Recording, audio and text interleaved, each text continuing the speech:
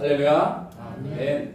오늘도 하나님께서 말씀으로 찾아오셔서 우리들의 어리석음을 거두시고 하늘의 지혜로 채우시고 우리의 가야 될 길을 선하게 열어주시는 은혜가 있기를 주의 이름으로 축원합니다. 아멘.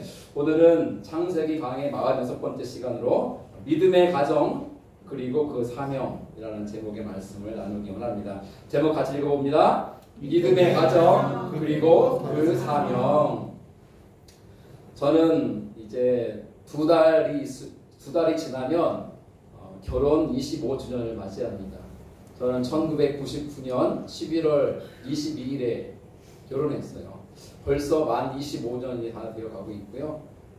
보통 이제 25주년 때는 은혼식이라 그래서 자식들이 부모님을 위해서 이렇게 파티도 해주고 그러는데 우리 자식이 없기 때문에 우리 둘이 파티를 하려고 합니다. 그리고 25년 더 살면 50주년이 됐을 때는 금혼식이라고 그러죠. 금혼식을 또 하는 영광이 있기를 기대하고 소망하는데 저는 제 아내와 대학에 입학하면서 수원에 있는 한신대학교 신학과 입학하면서 만났어요. 제가 1년 선배여서 그렇게 1년 차이로 만났는데 그때 93년 3월이니까 벌써 만으로도 31년하고도 한 6, 7개월이 지난 것 같아요. 꽤 오랜 시간을 함께 보고 살았고요. 그리고 연애도 6년 동안 했기 때문에 결혼할 때 신선함은 없었던 것 같아요. 그런데 살다 보니까 부부가 닮아가더라고요. 원래 저는 좀 총각 때도 그렇고 굉장히 정리를 잘하던 사람이었어요. 제 책상이나 제 옷장을 보면 기숙사 생활을 했는데 항상 깔끔했죠. 그래서 책상이 이렇게 3개가 있는데 방에 3명 쓰니까 방에 와서 셋 중에 제일 깨끗한 책상을 보면 그게 바로 제 거예요. 그리고 저는 다른 룸메이트들의 책상도 정리해주곤 했어요. 워낙 지저분하니까 사람들이. 그리고 옷도 막 벗어놔요. 속옷이고 뭐 그러면 제가 이렇게 뭐 빨래통에 넣어놓기도 하고 옷도 걸어주기도 하고 성격이 참 그랬어요. 결벽증까지는 아닌데 깔끔하고 깨끗하게 좋은 거예요. 그런데 결혼했는데 제 아내는 안 그러더라고요. 제 아내는 외출하고 오면요, 막 옷을 벗어서 막 여기저기 걸어놓습니다. 소파에 던져놓고 식탁 의자에 걸어놓고 막 그래요. 네. 그리고 네. 옷방에 가면 발을 디디기가 쉽지 않을 만큼 옷이 여기저기 막 흩어져 있습니다. 저는 항상 외출을 하고 오면 옷을 다 벗어서 이렇게 페브리스를 뿌려서 이렇게 옷걸이 다 걸어놓거든요. 그리고 샤워하고 옷 갈아입고 그러는데 참 다르더라고요. 치약도 다르겠어요. 아무데나 불러 쓰는 경우가 있고 저는 이제 쭉 밑에 올려서 짜서 쓰고 하여튼 여러 가지 면이 다른 거예요. 저랑 그러니까 처음에 많이 힘들었어요. 제가 짜증도 많이 났어요. 끼껏 정리해 놓으면 좀 더 보면 지저분한 거예요. 그래서 이거 어떡하나 하다가 얘기를 하기 시작했는데 그게 나중에 이제 잔소리처럼 변한 거죠. 그래서 엄마가 아이들을 따라다니면서 막 정리하듯이 제가 제 아내를 따라다니면서 정리할 정도가 됐는데 지금은 어떤가 하면요. 그런 것이 우리에게는 아무 문제가 안 돼요. 이제는. 아내는 정리를 그래도 제법 잘하는 사람이 됐고 저도 너무 깔끔하고 너무 정돈된 것이 아닌 어느 정도 이렇게 흩어져 있는 모습이 편안해지는 그런 마음이 된 것 같아요. 사람이 너무 이렇게 완벽에 가깝게 결벽증처럼 너무 깨끗해야 되고 이렇게 무슨 뭐 검열하듯이 손을 딱 그어가지고 먼지 하나 없어야 되는 이런 상태의 집을 기대한다면 그 집은 불편할 거예요. 부부는 닮아가요. 생각하는 것도 말하는 것도 닮아가요. 그래서 어떤 상황이 발생했을 때 그 상황에 대처할 때에 저희는 요즘 그런 걸 많이 경험해요. 비슷한 생각, 때로는 같은 생각을 하고 있다는 것을 대화 속에서 깨닫고 깜짝깜짝 놀랍니다. 그럼 함께 살았던 세월이 있고 또 그 세월 속에서 함께 다져진 서로의 모습, 서로를 닮아갔던 모습이 있어서 그렇지 않나. 부창부설한 말이 있지 않습니까? 남편이 하자 하면 아내가 그럽시다. 그런 집안은 된다 안 된다? 된다. 남편이 하자 하는데 부인이 떠나해라 하면 그 집은 된다 안 된다? 안 된다. 부창부설하는 말은 그 뜻이에요. 남편이 주장하면 아내가 맞춰 따라간다는 뜻이에요. 그런 집안은 될 수밖에 없죠. 교회도 마찬가지 아닙니까? 목사가 하자 할 때 성도들이 합시다 해야 되는 교회지, 목사가 합시다 할 때 속으로 목사님 당신이나 하시오 라고 하면 그 교회가 되겠습니까? 이런 질문을 좀 드리면서 시작하고 싶어요. 말씀을. 예수님 믿는 사람은 반드시 예수님 믿는 사람과만 결혼해야 되는 걸까요?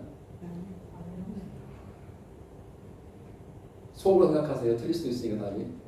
예수님 믿는 사람은 예수 믿지 않는 사람과도 결혼할 수 있는 것인가요? 그것도 아니라면 내 남편이나 아내 될 사람이 예수를 믿든 안 믿든 나는 상관없게 여길 수 있는 것인가요?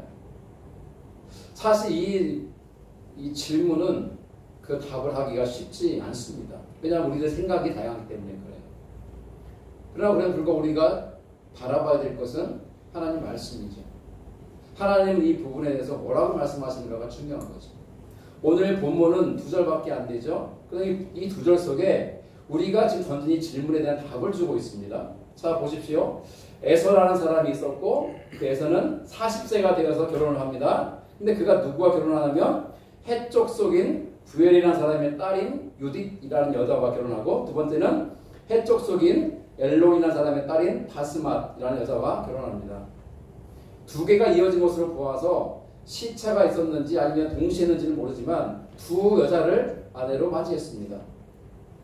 어떻게 보면은 뭐 축하할 일일 수도 있겠지만 35절에 이렇게 말합니다. 이삭과 리브가의 마음. 누굽니까? 부모죠. 에서의 부모의 마음에 그들이 근심이 되었다.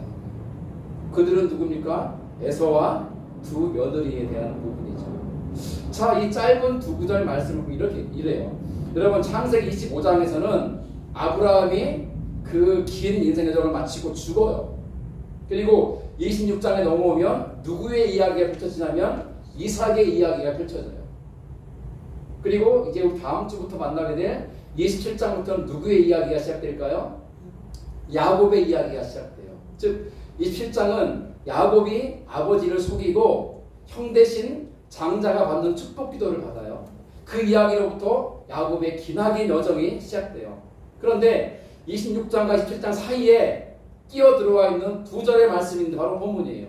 누구의 이야기입니까? 에서의 이야기예요. 에서의 이야기. 여러분, 요즘 청년 중에 부모가 정해주는 배우자와 결혼하는 청년이 있을까요?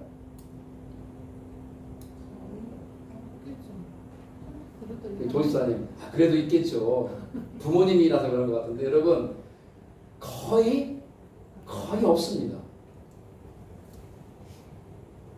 부모님이 데리고 와서 소개해서 야, 너 얘랑 결혼해라. 그때 자식이 이 어머니 하고 그 여자와 그 남자와 결혼하는 경우가 거의 없다는 거예요. 대부분이 다 뭐냐면 연애를 하면서 자기들이 좋아할 때 결혼하자고 해서 오케이 했을 때 결혼하는 거예요. 요즘은요 이렇게 해요. 부모님들 상견례 하잖아요. 조입사님 그죠? 그런 일이 있잖아요. 원래 결혼 앞두고 상견례. 조입사님도 이제 머지않아 하시지 않겠어요? 근데 그 상견례를 하기 전에 애들이 다 정해요. 뭘 정하죠? 결혼 날짜, 결혼 장소, 예식장 다 정해놓을 거예요. 그러니까 부모들을 만나는 것은요 진짜 요식 행위예요. 지네들이 다 정해놓고 그냥 부모님과 인사가 나누는 것 뿐이에요. 근데 그거에 대해서 뭐라 하는 부모님이 잘 없어요. 그냥 결혼하는 게 기특하니까 그나마. 아유, 그래도 장가를 가고 시집을 가는구나. 기쁘죠. 자, 그럼 고대 근동은 어땠을까? 여러분, 고대 근동은요 내 마음대로 내 배우자를 결정할 수 없었어요. 내가 함께 살 배우자는 누가 정해줄까요? 부모가 정해줘요. 정확히 말하면 아버지가 정해줍니다. 아버지가 정해주는 사람이 내 남편이 되고 내 아내가 되는 거예요. 그게 고대 근동의 결혼 풍습이고 관습이에요. 여러분 생각해 보세요. 이삭의 아내가 누구죠? 리브가예요. 리브가를 이삭이 연애해가지고 결혼했습니까? 아니요. 아버지가 데려왔잖아요. 종을 시켜서. 그죠? 아버지가 데려와서 얘야 이 여인과 결혼하거라 할 때 이삭은 얘 아버지 순종하면서 리브가와 결혼했어요. 이와 같이 이 고대 사회, 특히 고대 근동, 지역에서의 결혼 풍습은 내가 나가서 연애해가지고 누군가를 데리고 와서 아버지 어머니 저희 사람하고 결혼하겠습니다 라고 말할 수 있는 게 아니라는 거예요. 부모가 정해주는 거예요. 한 사람의 인생이 아니라 한 집안과 가문과 연결되어 있기 때문에 그래요. 그리고 그 당시는 아버지의 권위와 권한은 절대적이었어요. 아버지의 말이 곧 법이었어요. 아버지가 하라면 해야 되고 하지 말라면 하지 말아야 돼요. 그게 이삭이 살았던 시대의 결혼 풍습과 관습이었어요. 그런데 에서는 어떻게 합니까? 에서는요 아버지 어머니의 근심이 된다고 그랬어요. 그럼 에서의 결혼에 문제가 있다는 뜻이죠. 두 가지 큰 문제가 있어요. 첫째는 뭡니까? 읽어보죠. 에서는 부모가 정해준 사람과 결혼하지 않고 자기 마음대로 결혼했다는 거예요. 그렇잖아요. 에서가 두 여자를 아내로 맞이하는 일에 있어서 부모님과 의논하지 않았어요. 미리 말씀드리지도 않았어요. 그냥 결혼했어요. 자기 마음대로. 여러분 만약에 여러분의 자녀가 있는데 그 자녀가 결혼한다는 상대를 데리고 왔어요. 딱 봤는데 마음에 안 들어. 부모로서. 여러분 그런 경우에 여러분들이 자녀라면 어떻게 하시겠습니까? 부모님이 반대하는 거예요. 내가 결혼할 사람을 데리고 왔는데 부모가 반대해요. 부모님이. 어떻게 하시겠어요? 부모님의 뜻을 거스르고 그냥 결혼하겠습니까? 그럼 지혜로운 사람은요 기다릴 줄 알아야 돼요. 부모님이 승낙하실 때까지 기다려야 돼요. 근데 가만히 있으면 안 되겠죠. 뭐 해야 될까요? 부모님을 설득해야 돼요. 그리고 부모님이 기뻐하실 만한 일들을 통해서 그 마음을 사야 돼요. 그래서 결국은 부모님이 그래 결혼해라 라고 허락하실 때까지 기다려도 늦지 않아요. 근데 만약에 부모님이 극구 반대하는데 지들끼리 억지 혼인신고하고 결혼해버렸다. 어떤 일이 벌어질까요? 부모와 자식 간의 관계가 깨지는 거죠. 여러분 부모와의 관계가 깨져서까지 결혼하고 싶습니까? 어리석은 사람이죠. 지혜로운 사람은요 기다릴 줄 아는 거예요. 그럼 자식이 막 나이가 막 엄청 들어가는데 결혼할 사람이 있다고 데려오긴 했는데 부모가 반대했어요. 근데 얘가 헤어진 게 아니라 늙어 죽을 때까지 이대로 있을 것 같이 보이는 거예요. 그럼 부모님이 이제 안달이 나겠죠. 얘야 그 사람과 결혼하거나 허락 안 해주겠습니까? 기다릴 줄 알아야 되는 거죠. 만약에 이삭의 아들이 큰아들인 에서가 누군가를 좋아하게 됐고 결혼하기를 원했더라면 그 여자들을 데리고 와서 부모님께 보였어야 돼요. 그리고 아버지의 허락을 받았어야 돼요. 그런데 에서는 그리하지 않았어요. 그 당시의 결혼 풍습과 관습을 깡그리 무시해버렸어요. 사람들의 손가락질을 받죠. 저 집안은 꼴이 뭐야? 더 중요한 거 뭡니까? 누구를 무시한 처사예요? 부모를 무시한 처사예요. 아버지 어머니를 패싱한 거잖아요. 아버지 어머니의 의견과 생각은 안중에도 없고 자기의 눈에 좋은 대로 결혼한 거죠. 두 번째 그의 잘못은 뭘까요? 제가 이걸 한자를 좀 했어요. 오랜만에 한자 자랑 좀 하려고. 아나무인이잖아요. 아나무인. 배은망덕한 녀석이고 그리고 불효막심한 녀석이죠. 낳아주고 길러줬는데 그죠? 부모를 무시할 수 있습니까? 이런 녀석이었죠. 둘째에서는 친족의 여자와 결혼하지 않고 이방 여자와 결혼하는 잘못을 저질렀어요. 자 보세요. 에서는 두 여자와 결혼하는데 둘 다 헷족속이에요. 헷족속은 가나안에 있는 여러 족속 중에 하나거든요. 여러분 그 에서의 할아버지 아브라함은 누구와 결혼했죠? 아브라함을 누구와 결혼했어요? 사라는 친족이에요. 그러면 에서의 아버지 이삭은 누구와 결혼했죠? 리브가는 누구예요? 친족이에요. 이 당시 결혼 풍습은 또 친족 안에 결혼하게 돼 있어요. 그리고 하나님도 그것을 명하셨고 아브라함도 그 명령을 준행했어요. 그래서 자기 아들의 아내인 며느리의 구함에 있어서 뭘 받죠? 친족 여인이면 된다. 그 의미가 뭡니까? 혈통적으로 같으면 된다가 아니라 모두가 동일하게 여호와 하나님을 믿는 사람이어야 된다는 것을 말하는 거예요. 다시 한번 돌아와 보죠. 예수 믿는 사람이 예수 믿지 않는 사람과 결혼할 수 있을까요? 이 질문 앞에 우리는 서야 됩니다. 저는 이미 결혼해 살고 있는데요. 목사님, 네. 저희들은 결혼했어요. 그러니까 잘 들으십시오. 네. 그때는 모르실 때잖아요. 그죠? 이런 말씀을 모르실 때였으니까. 네. 잘 들으십시오. 제가 말씀드린 우리의 생각이 중요한 게 아니에요. 하나님의 말씀이 중요한 거죠. 그리고 그 말씀에 비추어서 우리가 말씀을 따르지 않은 부분이 있으면 우리는 회개해야 돼요. 고쳐야 돼요. 그러나 말씀에 비추어 부합하는 게 있으면 더욱 그렇게 살아가야 되는 거죠. 그게 믿음의 사람의 마땅한 사람의 모습이잖아요. 이 결혼에 대한 부분을 말씀드리는 거예요. 원칙적으로 하나님은 친족과 결혼하기 원하시는 이유가 있어요. 이것은 아브라함이 그의 종 엘리에셀을 고향 바단 아람으로 보내면서 자기 아들 이삭의 아내 될 여자를 고르는 데 있어서도 마찬가지였어요. 어디로 가지 말라고 그랬죠? 가나안 땅으로 가지 말라고 그랬어요. 왜? 가나안 땅에 누가 삽니까? 가나안 족속이 살고 있지 않느냐? 가나안 족속들의 딸들 중에서 내 아들을 위해서 아내를 택하지 말고 내 고향, 내 족속, 친족에게로 가서 내 아들 이삭을 위해서 아내를 택하라. 이 이유는 단 하나예요. 여호와 하나님을 믿는 여인을 내 아들의 아내로 맞이해야 되고 내 며느리로 맞이해야 되기 때문에 그런 거예요. 그럼 성경은 이 부분에 대해서 또한 뭐라고 말씀하시는가?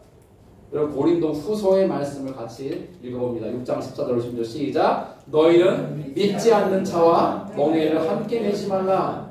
의와 불법이 어찌 함께하며 빛과 어둠이 어찌 사귀며 그리스도와 벨리알이 어찌 조화되며 믿는 자와 믿지 않는 자가 어찌 상관하며 하나님의 성전과 우상이 어찌 일치가 되리요. 우리는 살아계신 하나님의 성전이라. 이와 같이 하나님께서 이르시되 내가 그들 가운데 거하며 두루 행하여 나는 그들의 하나님이 되고 그들은 나의 백성이 되리라. 아멘. 여러분 두 마리 소가 멍에를 함께 매지 않습니까? 그걸 비유한 거예요.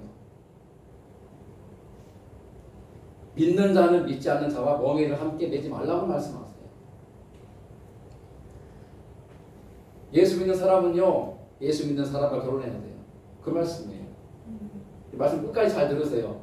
이것만 들으면 시험 되니까. 그 이유는 신앙 때문에 그래요.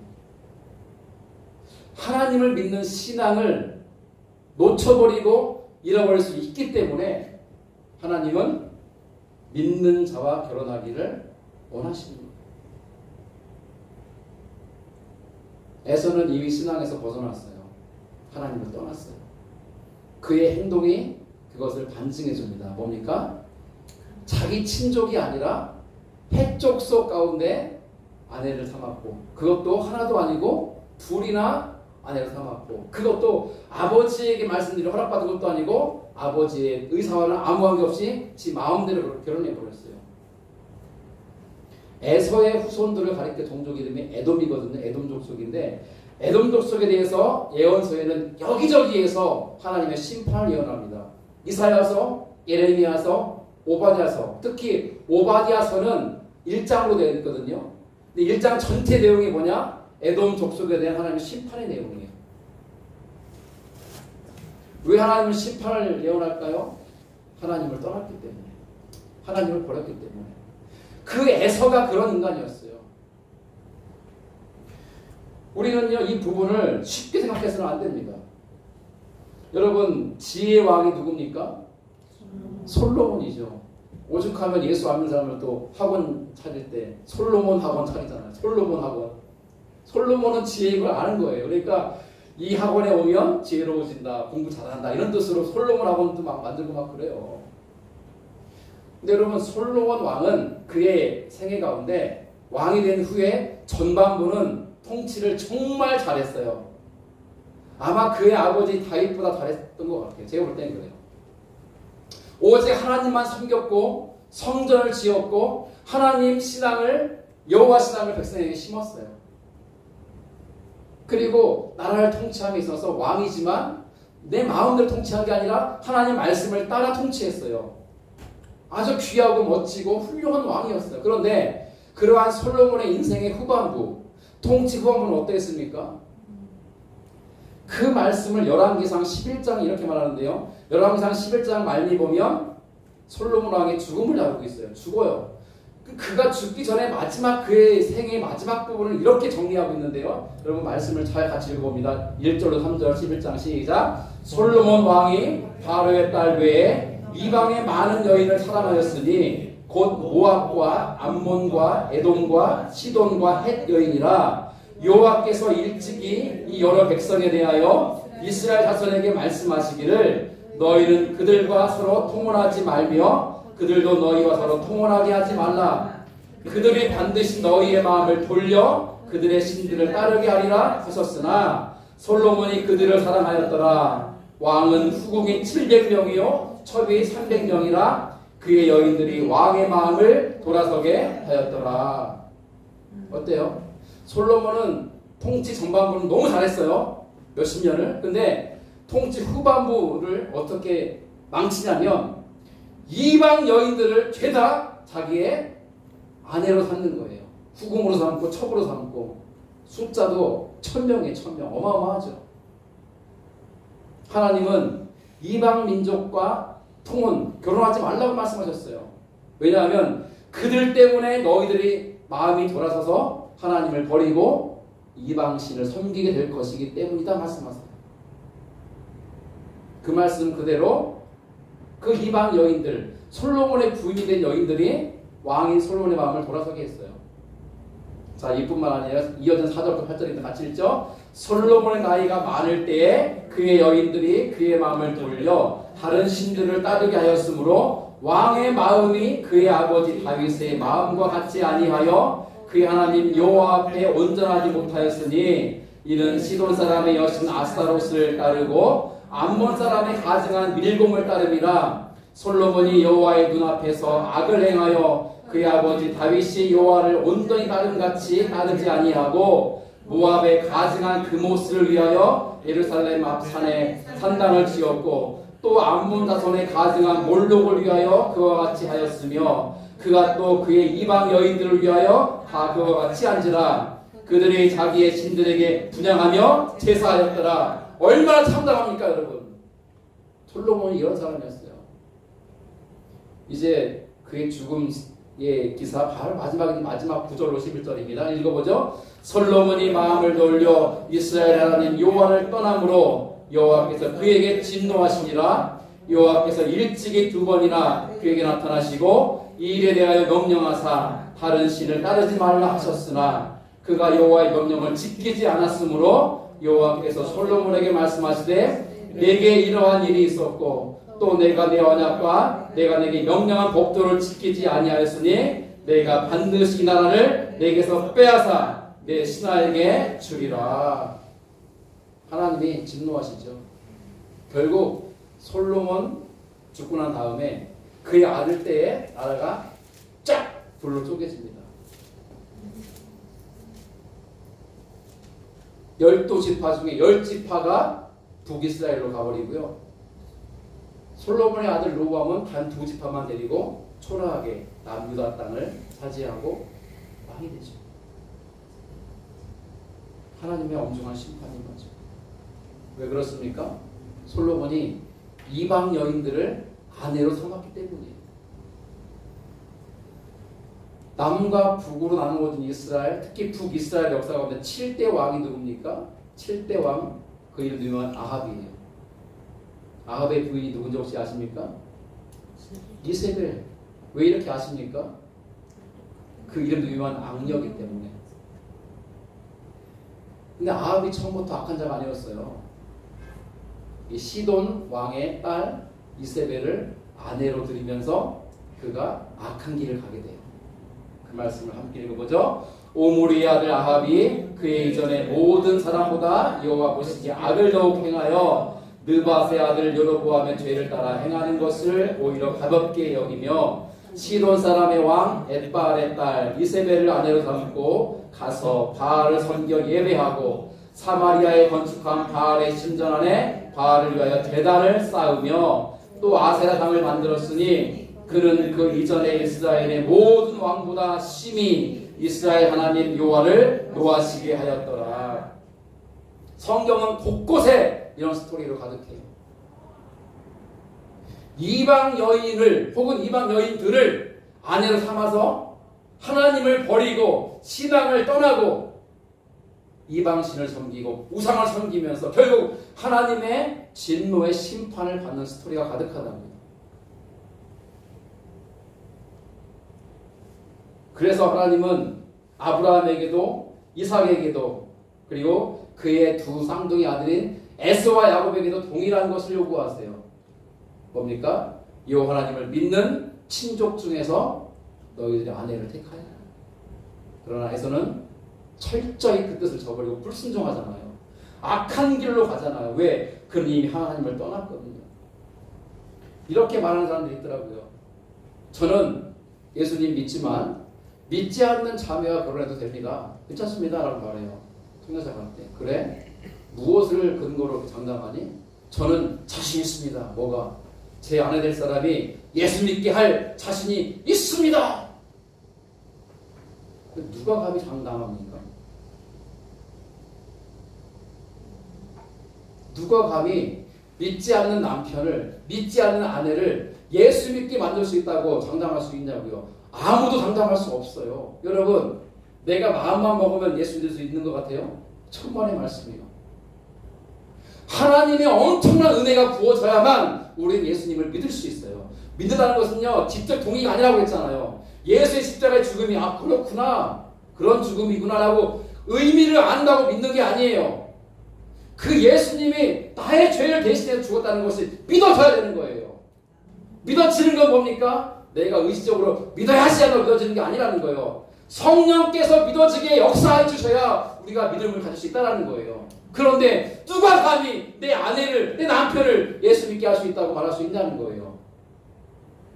왜 그러면 믿음 생활을 하던 사람이 믿지 않는 자와 결혼을 한 다음에 왜 자기도 믿음의 길을 떠나냐고요. 그런 사람이 얼마나 많은데. 하나님은 우리의 연약함을 철저히 아세요. 여러분, 저나 여러분들이나 50보 100보 아닙니까? 세상에 유혹이 오면요, 나가 떨어져요. 저도 세상에 미혹이 오면 우린 빠져버린다고요. 저는 안 빠지는데요. 대단하십니다. 저는요, 주님을 한시도 붙잡지 않으면 죄의 수렁에 빠질 수밖에 없는 자예요. 전 제가 너무 잘 알아요, 자신을.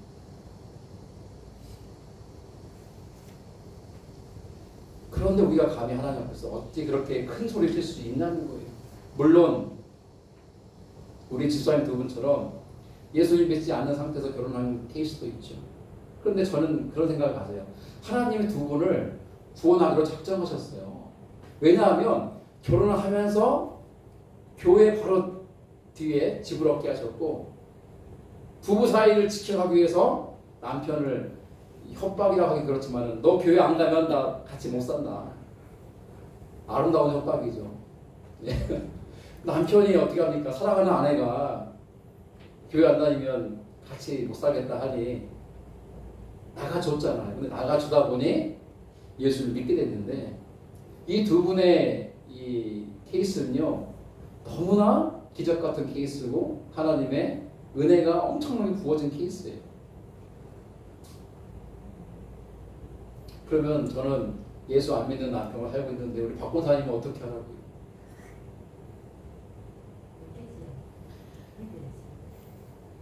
저는 지난 추석에 우리 권사님에게 정말 아주 마음 따뜻한 이야기를 들었어요. 뭐냐면요, 권사님이 따님하고 아드님 둘을 두셨는데, 따님은 지금 천안에 살고 있거든요. 근데 그 사위가 예수님을 안 믿었어요. 근데 그 따님이 신앙생활을 열심히 하면서 남편을 위해서 그렇게 기도하고 전도해서 얼마 안 됐어요. 남편 그 사위가 예수 믿은 지가. 예수 믿고 나니까 이제 뭐가 보이냐면 예수 안 믿는 장인어른이 보이잖아요. 이번 추석에 왔어요. 딸 사위가. 그래서 사위가 그랬잖아요. 장인어른 예수님 믿으시고 그래갖고 막 천국 가신다 했더니 천국이 어디냐? 죽어봐야 알지. 그런 식의 얘기를 할 때 장인어른 예수 믿고 죽었는데 천국이 없어도 손해볼 거 없잖아요. 근데 예수 믿고 죽었는데 천국이 있어서 천국 가면은 얼마나 복된 거예요. 그런데 예수 안 믿고 죽었는데 천국과 지옥이 있고 내가 지옥 간다면 돌이킬 수 없는데 어떻게 하실 거냐.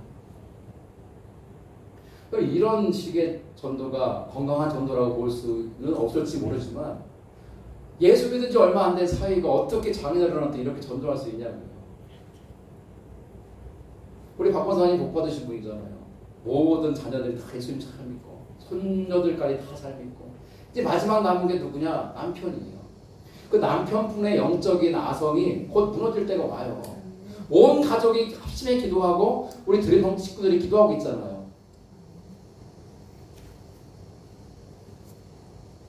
하나님 바라시는 게 뭘까요? 예수 잘 믿는 형제가 예수 잘 믿는 자매를 만나서 믿음의 가정을 이루는 것을 하나님이 기뻐하세요. 근데 믿음의 가정을 이루어서 언약의 백성이 되므로 하나님이 아브라함에 주셨던 그 언약 있죠. 내가 너에게 복의 복을 주리라. 그러나 그 복을 주어서 복만 누리는 믿음의 가정 되기를 바라시지 않아요. 그 받은 복을 우리의 가정 주변으로 흘려보내기를 하나님은 바라세요. 그래서 우리를 통해서 만민이 복 받기를 바라신다고 했잖아요. 근데 여러분 복의 핵심이 뭘까요? 복의 핵심은 예수 그리스도예요. 예수 그리스도. 예수 그리스도를 믿는 자가 예수 그리스도를 믿는 자를 만나서 믿음의 가정을 이룸으로 인해서 그 복음이 흘러가기를 바라시는 게 하나님의 마음이라고요. 예수 믿고 손해보고 예수 믿고 잘 못되고 예수 믿고 엉망진창이 되고 있어 손 들어보세요. 저는 확신해요. 예수 믿으면 잘 될 수밖에 없어요. 왜? 예수 믿으면 하나님이 우리의 삶을 책임져 주시니까. 잘 될 수밖에 없죠. 우린 죽어도 어디 간다? 천국 간다. 죽은 다음에 천국 가는 것을 끝나는 게 아니라 이 땅에서 하나님의 은혜를 누리는 거예요. 여러분 가진 게 많으면 뭐합니까? 집안이 지옥인데. 가진 게 좀 없으면 어때요? 집안이 천국인데. 그 차이를 아십니까? 우리 이 땅에서도 천국을 누리며 사는 자들이에요. 왜? 예수 그리스도를 믿는 그 믿음이 우리 안에 기쁨과 감사와 은혜가 넘치게 해주시거든요. 그 상대의 허물과 잘못이 에휴 왜 저래? 그게 아니라 덮어주고 용납해주고 포용해주고 괜찮아 격려해주고 그게 예수의 사람 아닙니까? 그러한 자녀가 그러한 부모가 그러한 부부가 살아나지 않겠어요? 여러분 자식이 실수할 때 어떻게 하십니까? 꼴밥 때리고 이 모질이 너 같은 게 이런 거나 그렇지 이렇게 말합니까? 회개하십시오. 실수할 수 있잖아요. 자녀가 괜찮아 잘할 수 있어. 주님께서 너에게 힘 주실 거야. 지혜 주실 거야. 너는 잘 될 수밖에 없어. 축복해야죠. 그러면 그 축복받고 격려받고 위로받은 자녀가 살아난다 죽는다? 살아나죠. 조집사님 우리 사위 딸 사위를 많이 축복하셔야 돼요. 너희들 사는 게 그 모양이냐? 이게 아니라 너희들 지금은 참 연약하고 힘들지만 예수님 잘 믿고 신앙생활하면 하나님 복 주실 거야. 잘 될 거야. 나 니네들 덕보고 살게 해줘. 마음껏 축복하시라고요. 그렇게 살아가는 거예요. 우리 영이. 믿는 자의 삶은 그런 거예요. 하나님 우리가 그렇게 살기를 바라시는 거예요. 그저 나만 잘 먹고 잘 살고 그러는 게 아니라 받은 복을 나누고 베풀고 흘려보내는 거예요. 우리 교회가 하자는 게 뭡니까? 예수 그리스도의 복음을 나누자는 거잖아요. 그래서 우리만 구원받고 복된 삶을 누리는 게 아니라 그렇지 못한 자들을 주님께 인도하여서 함께 그 은혜와 복을 누리게 하자는 거 아니에요? 에서는 어떤 사람이었는가? 장자예요. 장자. 뭘 받은 사람이에요? 상속권을 유산만 받는 게 아니에요. 할아버지에 주신 하나님의 비전과 사명과 언약을 아버지가 이어받았잖아요. 이제 이삭이. 그럼 이제 이삭이 누구에게 줄 차례입니까? 장자 에서에게 줄 차례예요. 근데 에서는 그런 것들을 소중히 여기지 않았어요. 그저 먹고 마시고 즐기는 쾌락만 쫓았어요. 대신 쌍둥이 동생이었던 야곱은 어떻게 했어요? 장자의 명분, 장자권을 갖고 싶어 했잖아요. 왜? 하나님의 은혜가 임해야만 내가 복된 삶을 살 수 있는 걸 알았거든요. 우리는 그래요. 영적인 것은 소홀히 여겨요. 아유 그따위 거 없어도 돼요. 천박의 말씀입니다. 근데 말씀을 마무리해 볼게요. 예수 믿는 사람을 다른 말로 말하면 뭐라고 말합니까? 거듭난 자라고 해요. 거듭난 자. 여러분 거듭난 게 뭡니까? 동경제 거듭난 게 뭡니까? 오늘 바로 하세요. 거듭나는 것은 다시 나는 거예요. 다시 나는 거예요. 어떻게 다시 날 수 있습니까? 엄마 뱃속에 다시 들어가다 나올까요? 이렇게 큰 사람을 어떻게 엄마 뱃속에 넣을 수 있을까요? 그럴 수 없잖아요. 이것은 그걸 말하는 게 아니에요. 우리는 한 번 났어요. 육으로. 누굴 통해서? 엄마를 통해서 육신으로 우리는 한 번 났어요. 그럼 이제 우리의 죽은 영이 다시 나야 돼요. 우리 영은 누굴 통해서 다시 나는 거예요? 성령을 통해서 다시 나는 거예요. 그게 거듭남이에요. 거듭난 자는 영적인 삶을 구하게 돼 있어요. 아이가 태어나면 엄마의 젖을 구하듯이 영적으로 거듭난 자는 반드시 영적인 양식, 영적인 호흡, 영적인 것들을 사모하고 구하게 돼 있다고요. 나에게 영적인 것을 원하는 마음이 전혀 없다면 죄송하지만 내 영이 죽어있는 것이기 때문에 그럴지도 몰라요. 아니 병들었구나. 우리는 이 땅에 썩어질 것을 구하며 사는 사람들이 아니어야 되는 것이죠. 오늘 요한일서의 말씀을 이렇게 나누고 싶어요. 같이 읽죠. 시작. 이 세상이나 세상에 있는 것들을 사랑하지 말라. 누구든지 세상을 사랑하면 아버지의 사랑이 그 안에 있지 아니하니 이는 세상에 있는 모든 것이 육신의 정욕과 안목의 정욕과 이생의 자랑이니 다 아버지께로부터 온 것이 아니요 세상으로부터 온 것이라. 이 세상도 그 정욕도 지나가되 오직 하나님의 뜻을 행하는 자는 영원히 거하느니라. 아멘. 세상 것에 연연하지 않는다는 거예요. 왜냐? 세상 것은 다 육신의 정욕, 안목의 정욕, 이생의 자랑뿐이거든요. 헛된 것들 뿐이에요. 다 사라지고 지나가요. 그러나 오직 하나님을 믿고 하나님의 말씀을 따라 그 뜻을 행하는 자는 하나님 나라에서 영원히 거하게 된다는 거예요.